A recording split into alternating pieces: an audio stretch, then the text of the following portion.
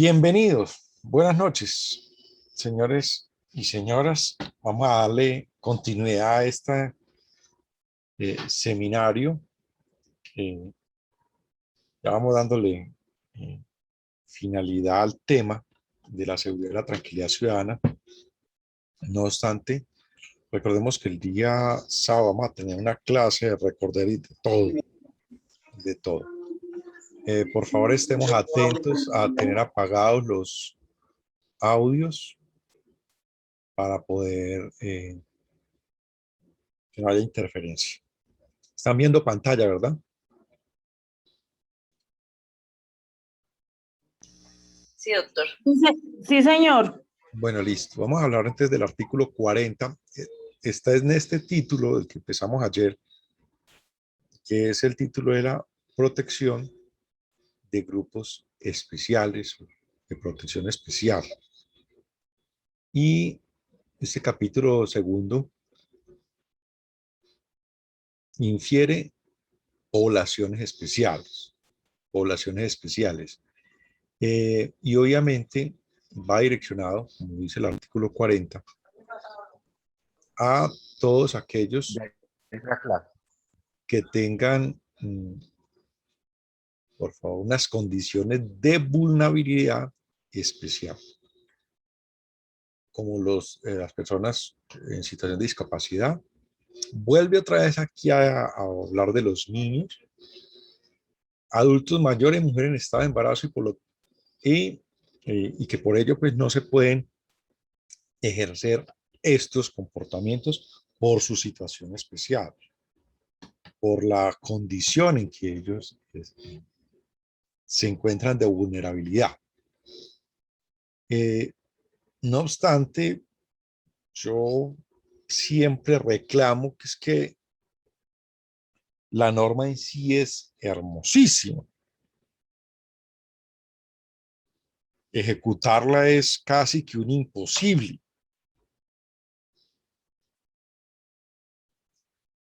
Desde el punto de vista probatorio. Cuando hay quejas sobre maltrato físico, verbal, sexual, psicológico, es muy raro. Generalmente se llega a la comisaría de familia.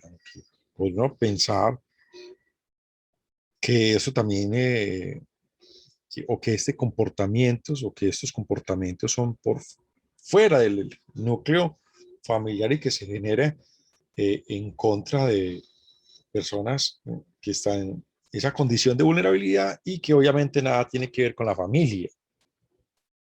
Podríase pensar en eso. No obstante, lo que más se conoce, a ciencia cierta, son de aquellos aspectos que en el grupo familiar se pueden dar. Y razón por la cual uno podría considerar que la primer informe llega por ese lado. O cuando la Policía Nacional atiende un caso en específico. Creo que queda mejor así. Los casos en específico. Razón por la cual se debe tener un conocimiento pleno de cuáles son los abusos, cuáles son los maltratos físicos, prueba de ello para poder aplicar la medida correctiva correspondiente al tema. El numeral tercero, por ejemplo, es un numeral que eso se viola a todo momento.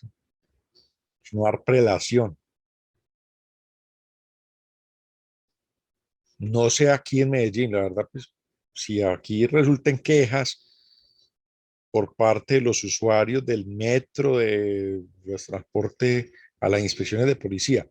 No sé si a usted les ha pasado por allá en las inspecciones que le han llegado quejas porque no dan prelación en la fila, en el uso de vehículos de transporte público. La verdad, muchachos, es vuelvo y digo, es irrisorio el tema. Uno partiría de la visión de que lo que se busca en realidad es que el Estado ejecute unas acciones que le son casi que imposibles.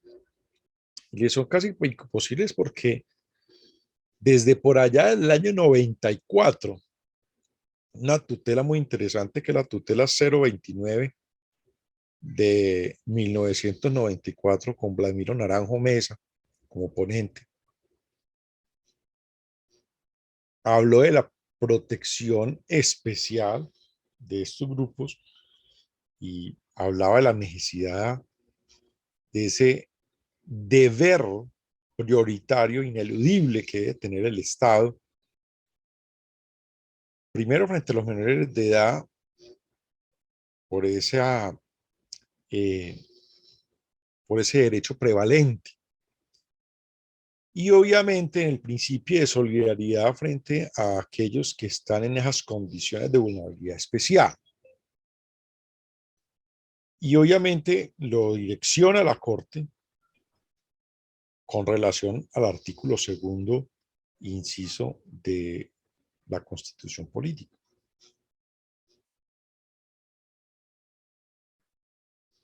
Habla de que el Estado no puede ser indiferente. Vamos a mirar y es que el Estado es el más indiferente ante estas situaciones. Mañana la junta. Es tan indiferente el Estado que no hay las garantías mínimas, por ejemplo, para la prestación de servicios de salud para estas personas en situación de vulnerabilidad. Uno escucha, o al menos por los grupos, a veces ve solicitudes de sillas de ruedas. Yo creo que este es el nacimiento, fue el de las pioneras o tutelas que sustentan toda la posibilidad de ejercer acciones constitucionales frente a la seguridad social y especialmente frente a la seguridad, frente a la salud pública en relación a la entrega de pañales, de la entrega de muchos bienes que son indispensables y necesarios para esta clase de personas que están en esta vulnerabilidad. Y entonces de arribete, el código mete unas cuñas que, déjeme decirle, vuelvo y repito que no le veo pies ni cabeza para efectos de ejecución. Máximo cuando vemos, por ejemplo, que numeral 1, que es una multa tipo 4, ese numeral tercero que le está hablando de la locura de la de no de hacer el puesto en la fila y demás, que da apenas una amonestación, que el procedimiento pues se queda como en veremos. No sé si ustedes han conocido en segunda instancia esos temas.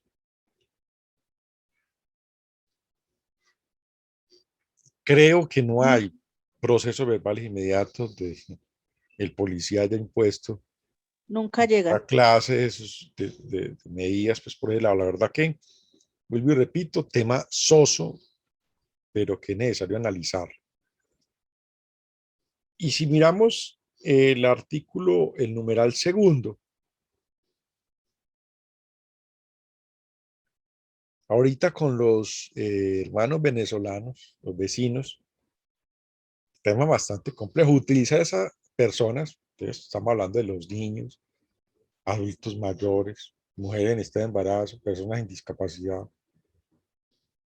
para obtener beneficio económico. Y oiga, venga, si usted por todas las calles de Medellín, por todos los semáforos, y es, o sea, utilizando al niño, utilizando los ancianos para, para generar pesar, condolencia, y entonces la mendicidad está rampante y campante. No sé, vuelvo y repito, tema que uno podría pensar que ya está abordada de otras esferas y que obviamente pues desde el Código Nacional de Seguridad y Convivencia el abordaje es mínimo, pues empezando por ejemplo ese numeral segundo que es una multa tipo 2, si no estoy mal, miremos ahí la multa, creo que eso es, si no estoy mal, 1 o 2. Alguien que me colabore ahí, para no bajarlo.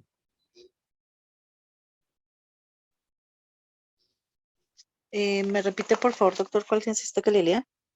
El numeral, la medida correctiva, el numeral segundo, el 40. Creo que, Multa general tipo 1. oigan a eso, una nimiedad impresionante. Utilizar a estas personas para obtener beneficio económico y satisfacer intereses personales. ¿Y cómo sería satisfacer intereses personales?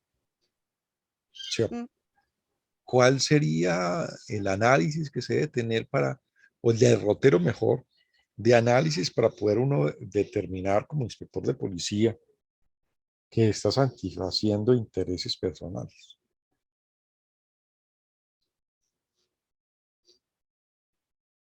Tema, vuelvo y repito, que se desborda del accionar policial. Eh, el numeral cuarto, tema eminentemente de salud que uno dice, ¿eso por qué está aquí?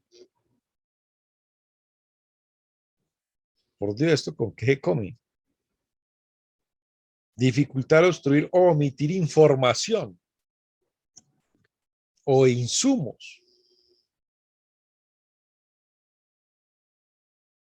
Y en especial con, obviamente, comunidad LGTBI, que también se ha considerado como eh, población en condición de vulnerabilidad por ser minoría.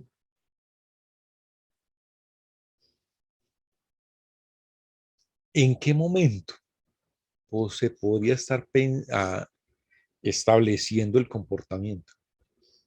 ¿Quiénes serían los sujetos activos de esta acción? ¿La Secretaría de Salud? ¿Los de las droguerías? ¿Farmacias? ¿Qué funcionario? Yo la verdad no lo he entendido por ningún lado. Me disculpan que sea tan fraco con usted. Este, este, este numeral, por ejemplo, no lo avisoro por ninguna parte de esa perspectiva de la acción. Ahí está, listo, el sujeto pasivo de la acción es comunidad LGTBI.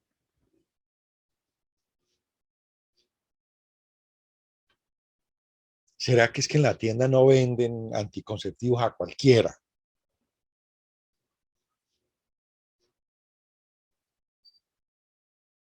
Porque es dificultar, obstruir o limitar información.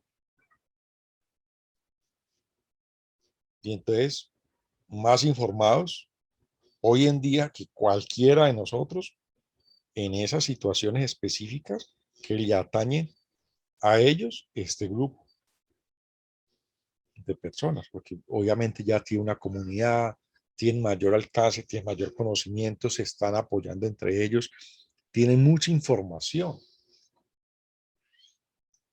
que los relaciona. La verdad, vuelvo y repito, no veo pies ni cabeza frente al tema. Y el numeral quinto, que es irrespetar las manifestaciones y reuniones. Y ya viene entonces, obviamente, ampliar el panorama y genera la perspectiva del numeral. Y es que de cualquier manera, si se respeta una reunión por cualquier razón, o sea, la reunión que esté efectuándose por el credo, por la edad, entonces uno empieza a mirar, bueno, ¿y qué clase de reunión? Cuando nos estamos manifestando como grupo poblacional,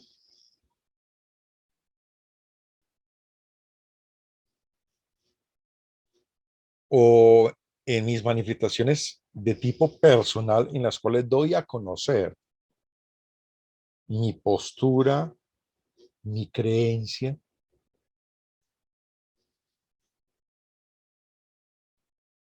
en qué situación se genera el respeto dentro de las manifestaciones, de las reuniones, esas reuniones, ¿cuáles reuniones? Nosotros, pues ya uno pensaría, entonces, hay que meter otro poco de grupos, ¿no? Los grupos de los solteros, los de los casados, los de los divorciados, ¿sí?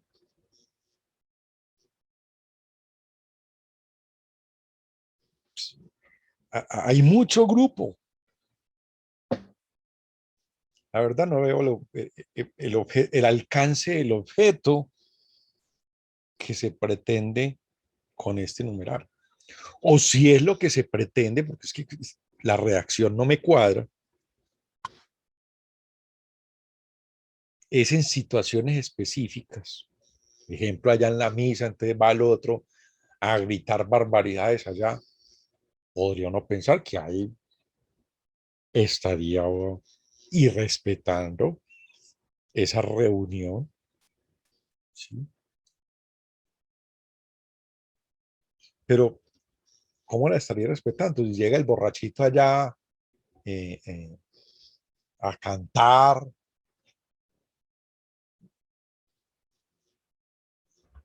no está afectando a nadie en particular,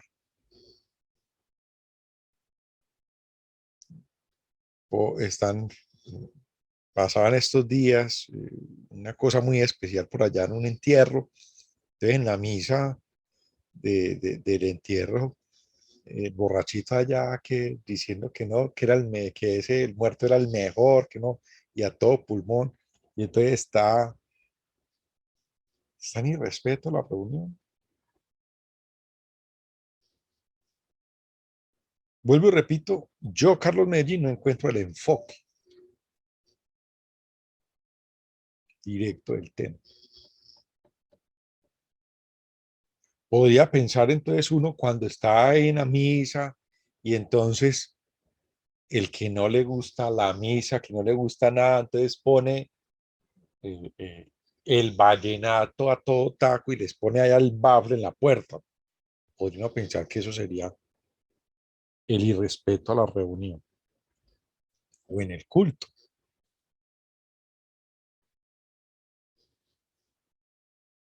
Pero como está redactado es una generalidad ni la berraca,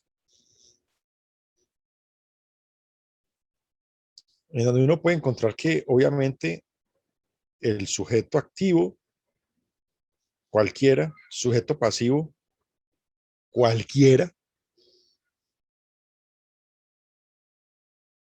pero que se entiende entonces que está sujeto a o una manifestación realizada por quién, por el sujeto activo o por el sujeto pasivo, en solitario o reunido. Porque es que cuando me dicen manifestaciones y reuniones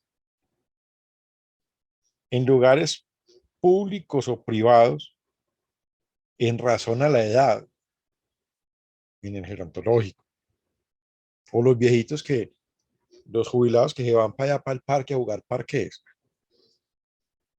por género, se reúnen las cámaras de vigilancia del pueblo a echar carreta, con el respeto de las compañeras. ¿No? Nosotros a veces así molestamos con las señoras que se saben todo lo del barrio, entonces las cámaras de vigilancia del barrio, y se reúnen o el equipo de periodismo del barrio, y se ponen a echar hilo. Entonces, si alguien llega a decirle algo, sería entonces en razón a la reunión o a las manifestaciones de ella. O sea, ¿cómo poder entenderlo?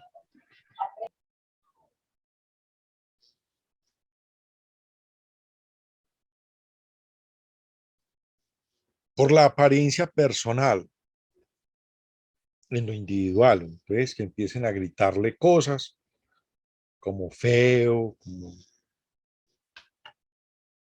demás, y por su orientación sexual. Empiezan a gritarle que es una loca.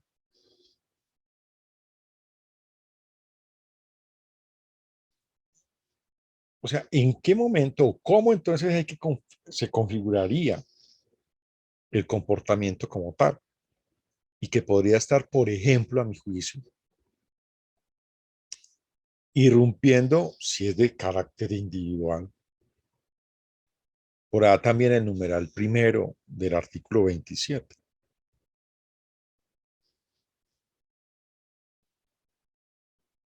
Y de hecho que pueden llegar a ser comportamientos que pueden ser concurrentes. Pueden hacer concurso.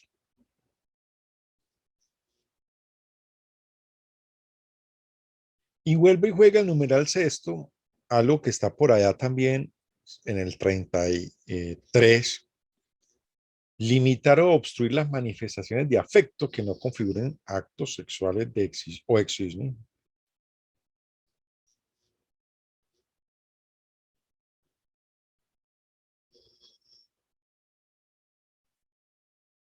Entonces, concluyo que lo que de pronto la norma o el que redactó la norma se le olvidó que habían ya cosas por allá eh, en otras partes del código y quiso traer a colación como estas especiales o específicas sin definir claramente los lineamientos o hacia dónde va el detalle de la protección. Porque si miramos, dice comportamientos que afectan a grupos sociales de especial protección constitucional. Y hay numerales, obviamente, que van direccionados a lo particular.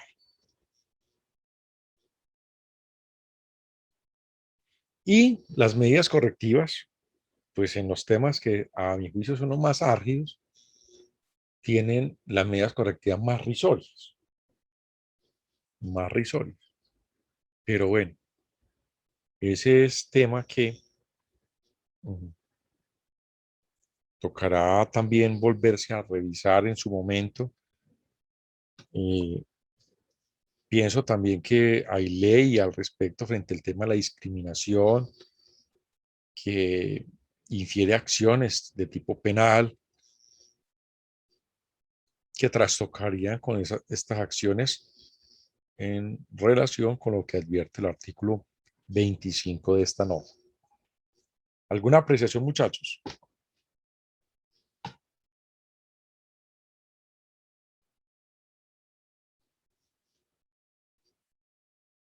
No me dejen hablando solo, muchachos. De mi parte no, doctor. Por ahora no. Doctor, pues a mí se me hace que ese artículo está ahí como por llenar las hojas porque todo es como competencia de otras entidades, ¿no? Llegó en cauchera. Así Porque eso decíamos en la no, policía. Llegó en cauchera. ahí como que queda así, pero no. Y viene otro peor, el 41. Parece que todos fueron para rellenar el código.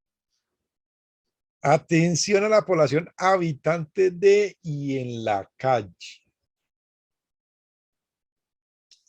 O sea, entonces uno puede pensar también que en ese artículo 40 también estas personas deben estar ahí incluidas y ya no aparecen por ninguna parte. Porque revisa uno y no hay comportamientos en contra de ellos. Y entonces ellos no son personas que también merecen igual respeto y que merecen también protección. Lo dejo por ahí en el tintero. Y entonces viene una norma, tiene el artículo 41 de remoquete frente al tema del modelo de atención integral.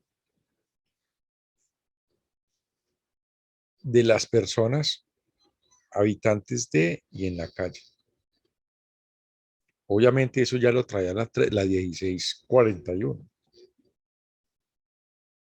Y incluso el mismo parágrafo dice, con base en el marco conceptual y en la caracterización cuantitativa y cualitativa. O sea, eso ya estaba dado.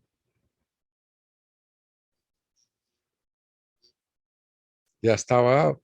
Oiga, caracterización, rutas de atención, servicios, que lo que busca es la reincorporación de estas personas a la vida social. Quizás uno de pronto allí piensa, bueno, se reforzó por el tema de que desde el punto de vista administrativo, había como que recordarles a las administraciones municipales que ellos son grandes y responsables del tema. Yo pregunto, ¿en su municipio hay presupuestos para atenderlos? Bueno, hay municipios donde no hay ni siquiera habitantes de calle, eso es cierto. ¿Sí? No es como las ciudades que tenemos inundaciones.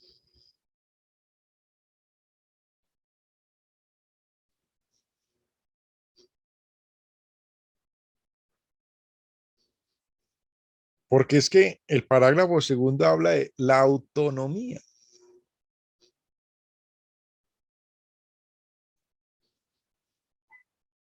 De la administración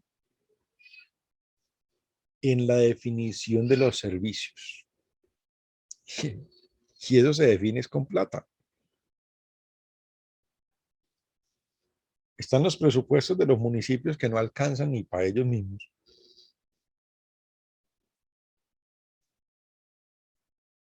Entonces, aquí el tema es más confuso con relación a la aplicación de la norma en sí de policía. Y dice por allá, entonces en el párrafo segundo, es que los entes territoriales definen los equipos interdisciplinarios necesarios. Hombre, no hay para la comisaría. O sí, no en todas partes. Ahora, para que aporten o apoyen a esta acción de atención integral, porque habla de atención integral. Es que si uno llegara, por ejemplo, con lo que les advertí anoche, a empezar a exigir o a solicitar al menos los alcances de cumplimiento de este articulito, personalmente creo que el 90% de los municipios se raja. Yo no sé ustedes qué piensan o si en su municipio está funcionando. Las ciudades capitales le han metido plata. De acuerdo cuando salió esa sentencia SU, por allá, si no estoy mal, del 2006, yo estaba en sí, que hablaba de ejercer una política pública para estas personas. Y la ley salió en el 2003, 7 años después. Y la sentencia era interesante, una sentencia de SU, no recuerdo en este momento. Y yo me acuerdo porque yo estaba en el Consejo de Medellín en ese entonces y se discutió sobre el tema. Y la secretaría aquí en Medellín, la Secretaría de Cultura y la otra Secretaría de Bienestar Social, si no estoy mal, que se trabajaba también con la Secretaría de Gobierno y que había un proyecto transversal que era la cultura ciudadana por la convivencia, entre ellos estaba la integralidad de estas personas y se presentó dentro de ese proyecto marco de política pública del municipio el, el, eh, toda esta clase de actuaciones que favorecieran a estas personas. Y yo lo recuerdo bien porque lo trabajamos mucho para la redacción del Código de Convivencia Ciudadana del municipio de Medellín. Y lo trajimos a colación por ello. Y desde eso, tiene una política pública en Medellín que es demasiadamente costosa y que ha generado muchos altibajos para el apoyo de estas personas en busca de la atención integral. Y entonces viene el Código de Policía, entonces como a reforzar todo ese esquema y nada se dice, por ejemplo, porque no lo dice por ninguna parte, si estas personas son las que conocen o que ejecutan comportamientos contra la convivencia, ¿qué pasa con ellos?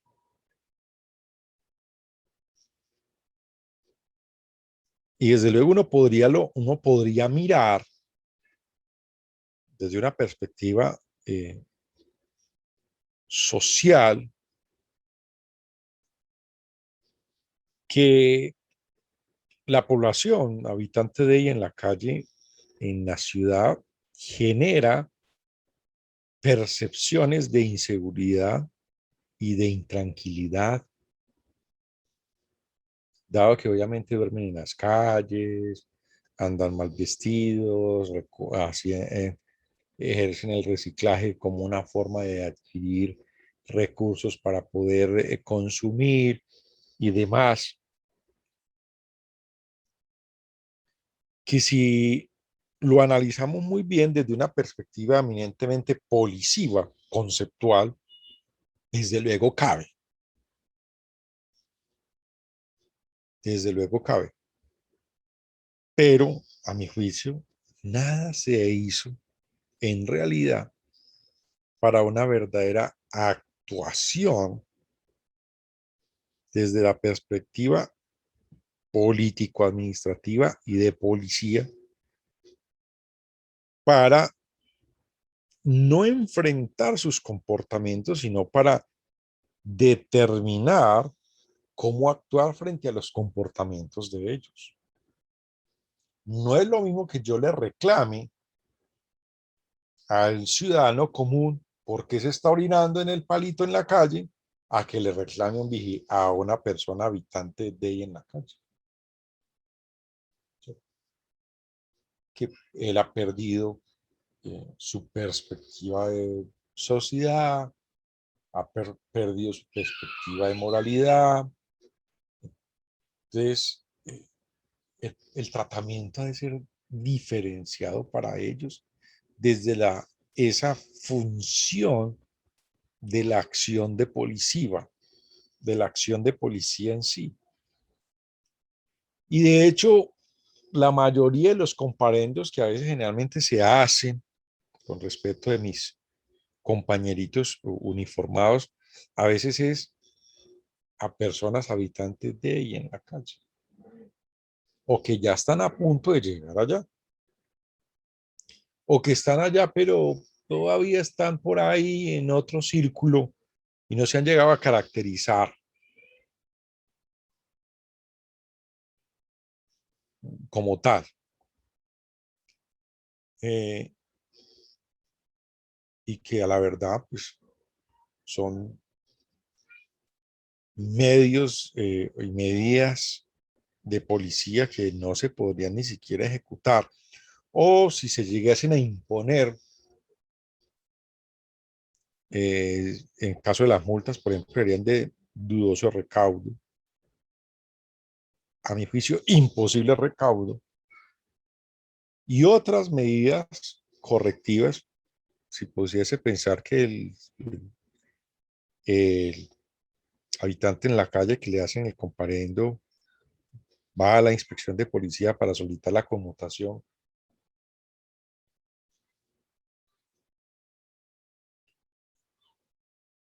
De verdad, con el respeto que me merece esta población, pienso que es poco o nada lo que se puede hacer desde una perspectiva policiva no solamente frente a sus acciones y comportamientos, sino también para su atención integral. Su atención integral. No sé, muchachos, si ustedes tienen alguna observación o interpelación frente al tema. Me disculpan que me me extienda en el tema, pero la verdad que es, para mí a veces son temas que a mi juicio salen de un tanto de la lógica. Tienen abiertos los micrófonos.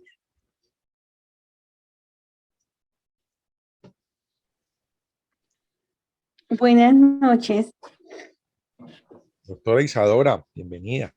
Al Oh, fin con puedo esos participar porque es que comparendos siempre, que tenemos ahí siempre tomo la represados clase desde en el Transmilenio y por la 2017. seguridad no puedo participar. Tranquila, doctora. Es que iba a hacer un aporte sobre el habitante de la calle. Lo que pasa es que el comportamiento del habitante de la calle es cierto. Si la persona orina, pues no se puede multar. Si la persona, digamos, si en el aislamiento, entonces no podía cumplir el decreto de aislamiento, pero hay una tutela que dice que si el habitante de la calle carga armas, riñe, ¿cierto? Y se demuestra que no es que esté totalmente loco ni psiquiátrico, hay que ponerle una multa. O sea, el habitante de la calle, no todas las multas significa que por la condición que esté en habitante de calle, no se le va a multar, no. Depende de la conducta que la persona Exacto, haya pero sí, cometido de pero acuerdo a su situación y su condición. espectacular y qué bueno que nos compartieras a tutela, doctora. Interesante. Pero entonces el tema va a ser después. ¿Y cómo se le cobra? O sea, nunca la va a pagar. No, eso es verdad, pero sucede que es obligación. Yo leí la tutela porque yo trabajo, o sea, comparendos y trabajo mucho con habitantes de la calle y tiene la razón la juez. ¿Por qué? Porque sucede que hay ciertos comportamientos que la persona, un ejemplo, eh, por ser su condición de habitante de la calle está protegido constitucionalmente y no se le puede imponer la multa. Pero hay otras condiciones que no se puede escudar por ser habitante de calle, porque Claro. eso significa que si tiene la capacidad para cargar un arma, para reñir, para delinquir, entonces no está tan mal mentalmente, estaba en sus 5 sentidos. Y nosotros como inspectores de policía tenemos que dejar la trazabilidad de que la persona fue multada, porque si más adelante la persona comete un homicidio, atraca, mata, viola y era un habitante de la calle, entonces en la trazabilidad de los procesos penales van a decir entonces qué fue lo que hizo el inspector de policía. O sea, es que Okay. yo, de acuerdo a mi práctica jurídica, me doy cuenta, o sea, soy muy nueva en esto, pero que me doy cuenta, nosotros somos como un mini juzgado, ¿cierto? Que fallamos sobre las normas de convivencia de acuerdo a la ley 1801, pero tenemos que hacer un análisis integral y mirar muchísimo la jurisprudencia y lo que, lo que nos han enseñado en las clases. O sea, todo caso no es una regla general. Es una regla general, pero existen reglas particulares. Y entre esos está el habitante de la calle. Y yo considero que sí tenemos que tomarnos el trabajo de poder hacer el análisis jurídico y mirar la trazabilidad de la información y no a todo el mundo que esté en una condición de habitante de calle se le puede levantar la condición, por lo menos en Bogotá. Nosotros para poder no multarlo, nosotros de acuerdo al comportamiento, nosotros lo que hacemos es pedir la certificación si está censado en condición de habitante de calle. Entonces la Secretaría de Integración Social, uno le manda las bases de datos y ellos le contestan a uno si participó en el programa en situación de habitante de calle, y eso es una prueba, o sea, decretamos esa prueba, ¿cierto? Para ciertas conductas. Lo digo yo que hago en mi despacho. Pero si tienen otras conductas, yo definitivamente sí le condeno la multa, lo mando al programa, indiferente, no es mi competencia, porque yo no soy la que hago el cobro coactivo, pero Sí, dejo la claro. trazabilidad de que sí hice el estudio, porque si esa persona habitante de la calle llega a cometer algo grave, entonces van a decir que yo qué fue lo que hice. Interesante, Ese es mi doctora. Y aporte.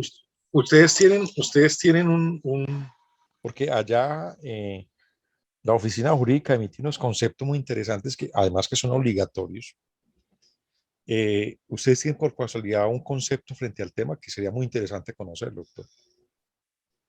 Me tocaría revisar y consultar. Lo que pasa es que estoy tan, ustedes no alcanzan a imaginar, la verdad, yo Tranquila, soy cuando nueva en usted esto. pueda. Y yo digo, ¿sabe qué yo les iba a proponer? Mira, nosotros deberíamos de verdad apoyar que vayas al Senado y presentar un proyecto de ley. Estamos tan mal pagos y eso que en Bogotá relativamente pagan bien. Digamos, nosotros ganamos 4.400.000 más una prima técnica, alcanzamos los 6 millones, pero es que la carga laboral es supremamente exagerada. Entonces yo digo, ¿y cómo el Ministerio Público que hace funciones policía se gana casi 8 o 9 millones de pesos? A nosotros no deberíamos ganar lo mismo. El Sí, trabajo de nosotros es con la comunidad, es un trabajo desgastante, es jurídico con comunidad, arreglar problemas, vigilar, ser imparciales con las actuaciones policiales. O sea, yo digo, nosotros estamos supremamente mal pagos. Y todos los que somos inspectores de policía somos abogados. bueno, en las grandes ciudades hay partes donde todavía, pues, todavía hay inspectores de policía y corregidores que no son abogados, porque, pues, obviamente se incorporaron antes de la ley 1801, decreto 800, creo que el 800, sí, del 91 permitía, obviamente, que pues, no fuera abogado, que solamente era para las capitales que era exigible el abogado. Y después de la ley 1801, pues se exige es que haya terminado las materias de derecho. Tema más que loco. Pues, si ya terminó las materias de derecho, ya es abogado, pues ya no falta sino que lo titulen. Y nadie va a terminar las materias de derecho y ya no se va a titular, pues, y se va a quedar ahí por sécula seculón. En el tema, doctora, es muy interesante conocer si hay concepto. Igual de todas maneras ahorita lo voy a buscar y lo voy a buscar. Eh, y lo de la tutela, si la tienen, espectacular, doctora, que nos puedan a conseguir la tutela, porque eso nos ayudaría mucho también. No la conozco, voy a empezar a consultarla, aunque tú me dices que es una tutela allá en Bogotá, que la juez la revisó. Eh, Tutelas, sentencias T frente al tema con la nueva ley 1801 no han salido, no han salido. Y ese es un tema bastante grave. Lo que pasa es que también en la ciudad de Bogotá tenemos una situación interesante, y es que obviamente como ciudad capital tiene un derrotero completamente autónomo frente a la aplicabilidad de las normas. Y lo otro, obviamente, pues lo que se ha pretendido desde la ciudad capital es que la doctrina policiva que se da a través de las decisiones de inspector de policía sean unificatorias o unificativas para las demás decisiones. Por eso los conceptos que se emiten allá son de carácter obligatorio y las decisiones entonces tienen carácter también de jurisprudencia, carácter de jurisprudencia para las mismas inspecciones de policía. Para los que no sepan esto, pues en el tema de la ciudad capital de Bogotá, que es muy interesante el tema entonces que estamos tratando, que nos trae la doctora Isadora, y que sería muy interesante que lo conozcamos. Pero en resumidas cuentas, pudiese pensar entonces que obviamente lo que pretenden allí es en el tema de la trazabilidad es tenerlo como un antecedente policivo para las acciones futuras penales en el evento en que se generen las acciones penales, tema obviamente que no consulta con el Código de Policía, pero que podría uno pensar que eh, también es una forma de reclamo de la administración para poder establecer como ese seguimiento de las actuaciones o de las acciones preventivas antes de ahondar en las acciones de carácter penal o punitivas. Esperemos, a ver, ojalá, interesante que nos manden esto. Alguien haya levantado la mano, me disculpa que no.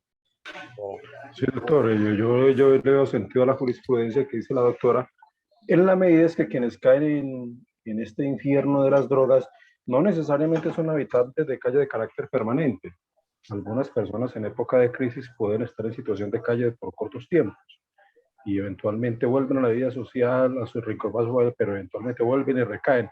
Y lo segundo es que, hombre, a la postre, llevando esa sentencia a su máxima expresión, le genera un problema para el alcalde, en la medida en que el día de mañana los entes de control, la Contraloría lo va a requerir porque no se ha hecho efectivo tales multas, tales cobros coactivos a determinadas personas, y se le puede volver un arma de doble filo al mandatario local por Es que ese falta es el de problema. gestión en el recaudo de eso.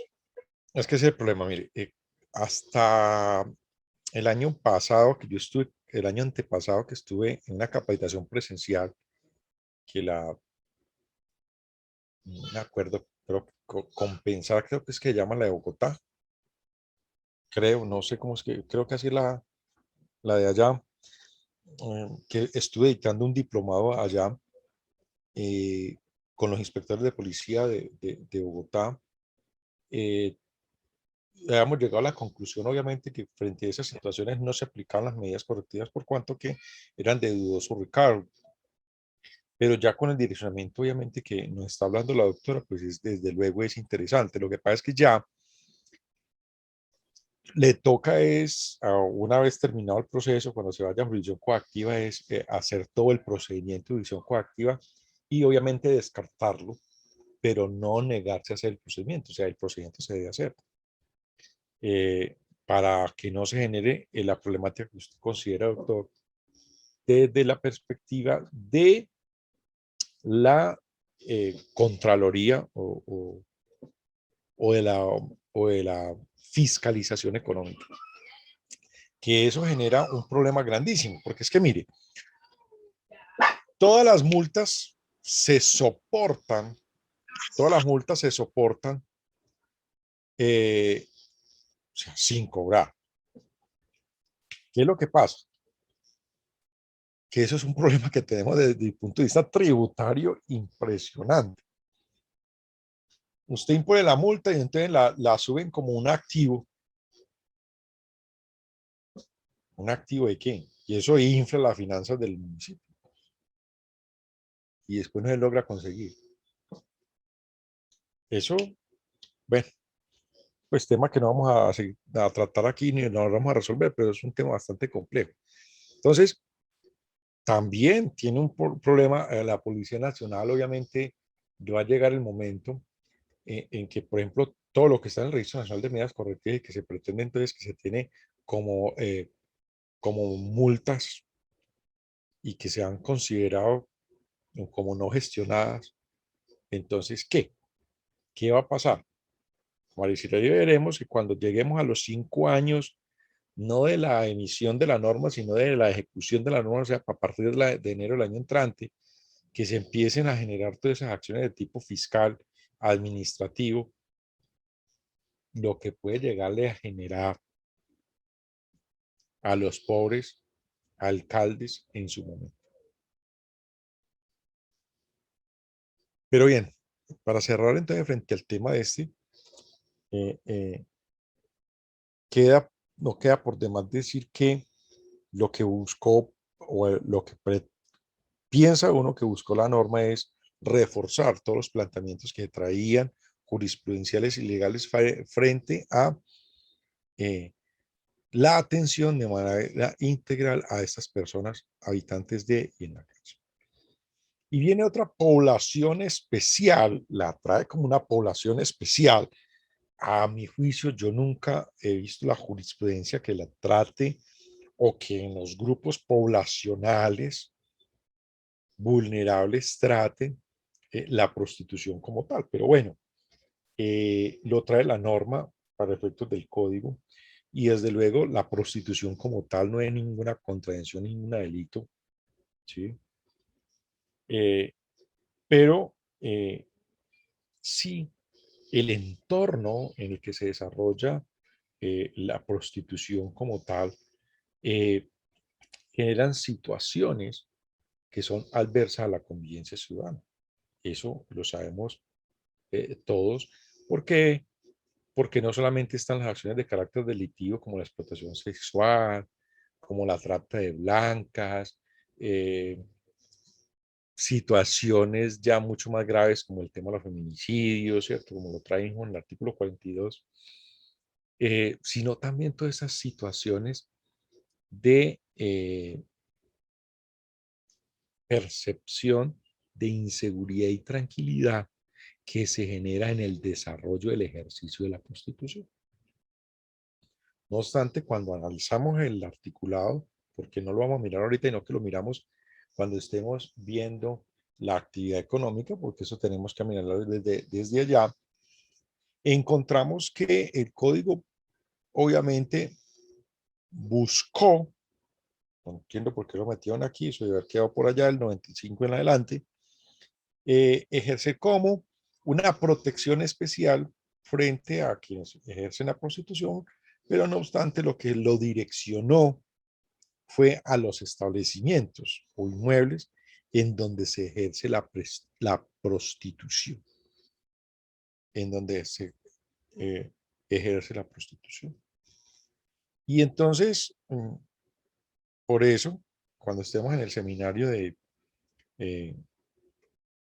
actividad económica, vamos a profundizar de ello. Entonces, en términos generales, frente a estas poblaciones especiales de que trata este título del código, pues se enfocó en los menores, se enfocó en los grupos poblacionales vulnerables y en la prostitución, generando entonces allí como esa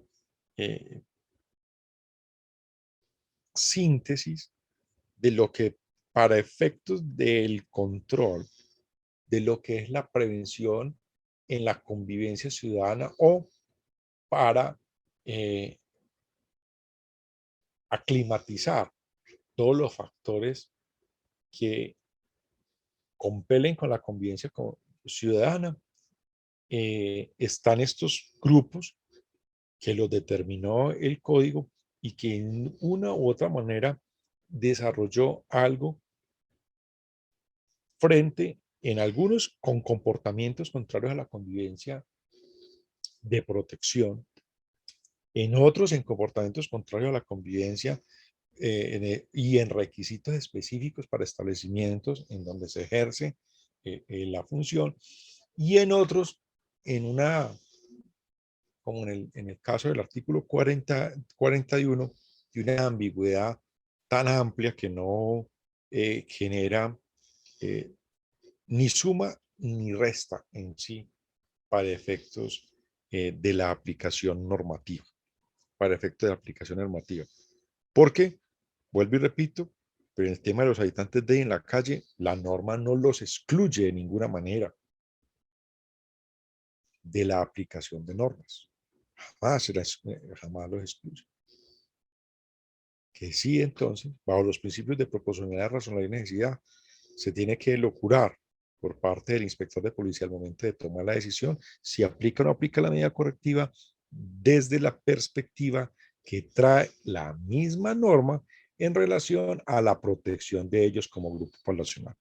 Y así, en estos grupos poblacionales, en general, niños, niñas y adolescentes, de que empieza el título quinto, que es las relaciones respetuosas con grupos específicos de la sociedad, podemos entender que al momento de aplicar la medida correctiva o a tomar alguna decisión, puede ser no aplicar la medida correctiva, se deben analizar todos los presupuestos que a bien se pueden revisar o analizar en cada uno de los encabezados de estos articulados para efectos de una verdadera ponderación en la aplicación de la norma de convivencia. Bien, muchachos.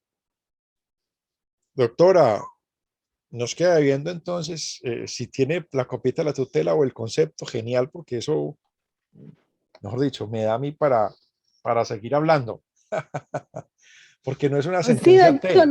lo voy a buscar, pero no me comprometo esta semana porque estoy llena de audiencias. No es una T, Ah. no es una sentencia T. Es que se me cayó la señal. Tranquila, doctora. ¿Es una sentencia Pero T? no, No. mira que no, no creo que no es una T. Sí, no me No, acuerdo. no, debe ser. Pero la verdad, estas clases sí son muy prácticas como a la realidad, porque estoy tomando un diplomado en la Universidad Nacional y eso es mucha teoría, poca práctica. Es como leer el código. Bueno, yo Ah. creo que voy a ser docente de ese. Ahí me invitaron para ese, pero no sé si para cuándo. De la Universidad ¿Todo cuándo Nacional van a con hacer la el de la empresa de ESAT? seguridad. No, no sé para cuándo. Quedamos de una reunión hoy, pero no se pudo la reunión porque hubo manifestaciones, entonces cerraron la universidad. Hay que esperar mañana. La Mm, verdad, no sabría decirte bueno. exactamente. Pero la Universidad Nacional ya la empezaron hace como un mes, ¿cierto? Pues es que la alcaldía de Bogotá hizo como una mini La licitación, yo licitación, la verdad sí, no sí. sabía. Y ellos hicieron una mini licitación para capacitar a todos los inspectores, porque ahorita son 100 inspectores de descongestión, porque empezó a molestar la Contraloría, la Procuraduría, porque hay muchísimo comparendo represado. Entonces toca evacuarlos a los otros inspectores que se tienen. Entonces yo hubiera sabido, le hubiera avisado para que presentara la propuesta, pero la verdad es que me di cuenta fue después. No, a mí me invitaron de la universidad, pero para que mandara la hoja de vida para ser docente en el tema Pues la procesal. verdad sí es interesante Pero porque es no que sé los docentes no si, tienen así la práctica y la experiencia que usted tiene, don. bueno, Mm. gracias. Bueno, Bueno, yo la busco y la envío, es que casi no puedo participar porque siempre tengo que tomar las clases en Transmilenio y por la seguridad tenaz. tranquila, Mm. tranquila, doctora. Pero yo la escucho todo.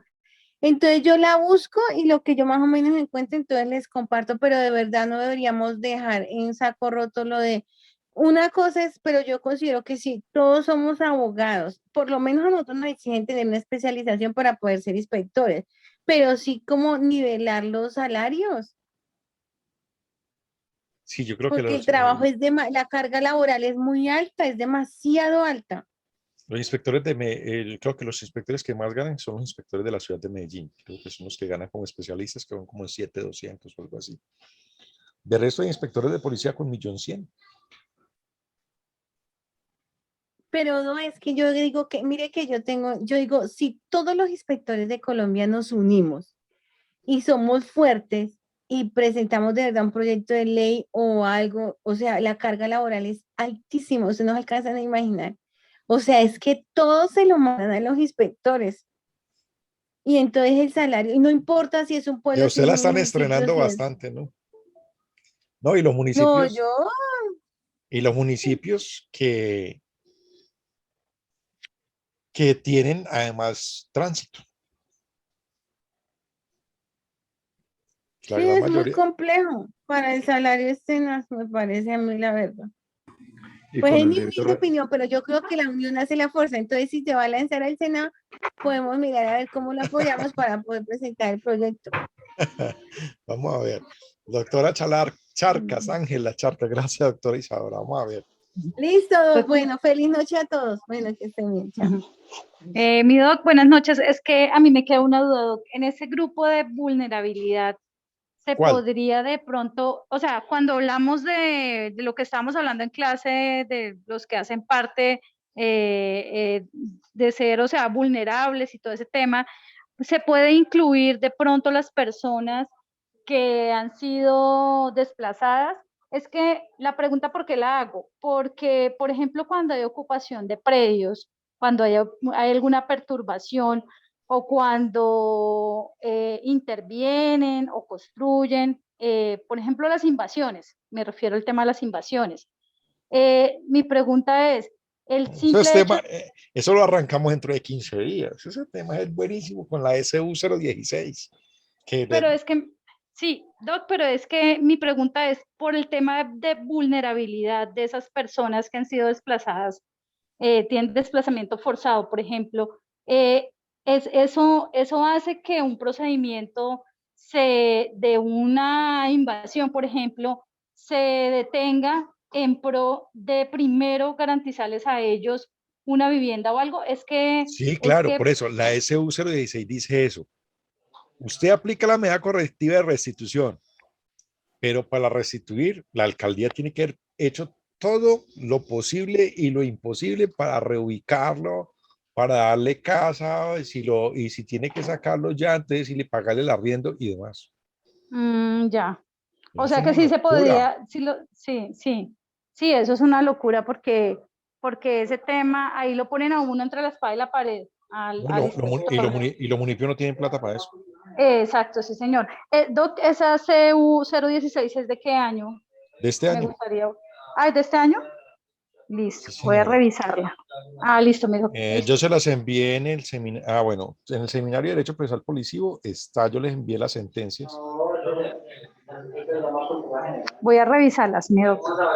Ok. Para Doctor, una empaparme. pregunta. Gracias, doctor. Sí, doctora. Doctor, con respecto a la sentencia SU 016 de 2021, ¿esa sentencia también se aplica para la restitución de inmuebles de carácter privado? Pues en extenso uno podría decir que sí, pero solo para esas personas. O sea, las reglas de la SU 016 las podría uno aplicar en extenso. ¿Sí? Y las reglas son, pues, por así decirlo, muy estrictas y muy amplias. Vamos a mirar si yo las... aquí en 76. Este que estoy mirando, no las tengo actualizado. Ya voy a mirarles las reglas porque saqué solamente las reglas. Permítame un momentico. No sé qué pasó porque la cámara no se está viendo. No se deja cargar la cámara. Permítame un momentico.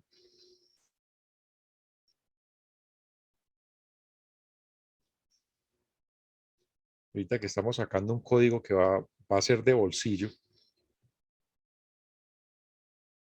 Creo que ese también. Un codiguito de bolsillo. Para que lo tengan a mano, para poderlo cargar mejor. A ver. Miremos aquí las reglas.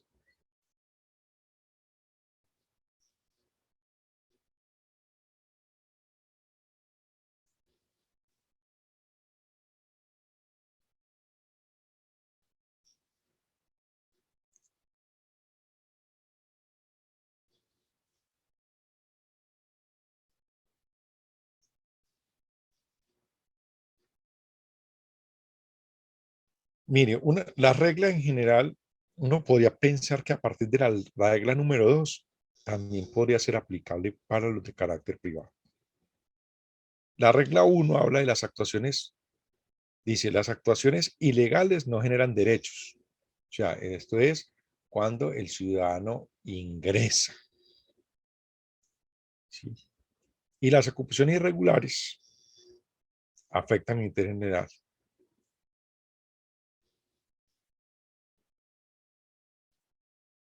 Y por eso dice que la calidad de ocupante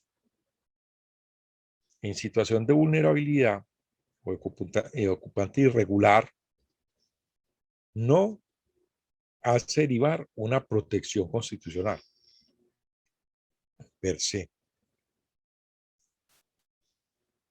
Lo que quiere decir entonces que siempre habrá que proteger el bien público y obviamente uno en extenso podría pensar el bien privado. Llegará el momento en que va a haber una regla frente al tema. Pero si miramos ese numeral primero, habla, o esa parte primera de esas reglas, frente a las ocupaciones de los bienes de interés general, pues advierten de que exige una protección para ellos, o sea, para los bienes, no para los ciudadanos, de carácter constitucional. Pero también ya empieza la segunda regla que pues pienso que debe ser aplicable. Cuando se ocupan los predios para vivienda propia. O sea, cuando el ciudadano lo que vaya y hace la invasión es para vivienda. Entonces, ahí sí se deben aplicar todas las acciones que tienen que ver con la satisfacción o esa respuesta institucional de satisfacción de, del derecho a la vivienda como derecho fundamental. Y es donde se debe, al menos antes de hacer el desalojo, generar todas las acciones de carácter preventivo, de atención humanitaria y demás para estabilizar a esas personas que han sido también víctimas del conflicto en especial. Y por lo tanto se establece que se debe entregar el albergue. El albergue debe ser mínimo por unos 7 meses y demás.